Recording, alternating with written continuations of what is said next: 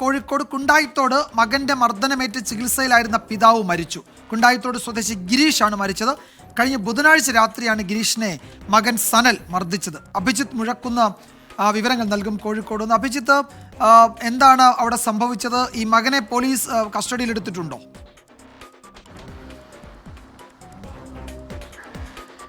വിജയകുമാർ, സനലിനായുള്ള ഒരു അന്വേഷണം നല്ലളം പോലീസ് ആരംഭിച്ചിട്ടുണ്ട്. വിജയകുമാർ സൂചിപ്പിച്ചതുപോലെ തന്നെ കഴിഞ്ഞ ബുധനാഴ്ചയാണ് ഈ സംഭവം ഉണ്ടാകുന്നത്. ഒരു ഉത്സവത്തിന് ശേഷം തൻ്റെ വീട്ടിലെത്തി വിശ്രമിക്കുകയായിരുന്നു കുണ്ടായിത്തോട് സ്വദേശിയായ ഗിരീഷ്. സഹോദരിക്കൊപ്പമാണ് ഗിരീഷ് താമസിക്കുന്നത്. അതിനിടയിലാണ് മകനായ സനൽ വീട്ടിലേക്ക് എത്തിയത്. തുടർന്ന് ഇരുവരും തമ്മിൽ ചില വാക്കുതർക്കങ്ങൾ ഉണ്ടാകുന്നു. പിന്നാലെ ഈ ഗിരീഷിനെ സനൽ പിടിച്ചു തള്ളുകയാണ്.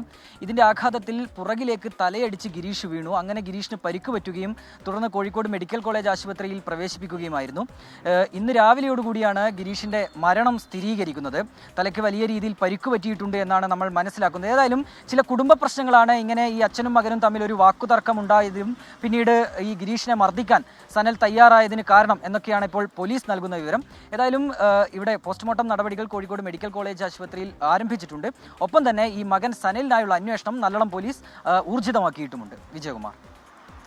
യെസ്, അഭിജിത്ത് മുഴക്കുന്നാണ് വിവരങ്ങൾ നൽകിയത്. ഈ സനൽ മകൻ സനലിനെ കണ്ടെത്താൻ പോലീസ് അന്വേഷണം തുടങ്ങിയിട്ടുണ്ട്. ബുധനാഴ്ചയാണ് ഗിരീഷിന് മർദ്ദനമേറ്റത്. ചികിത്സയിലിരിക്കെ മരിക്കുകയായിരുന്നു.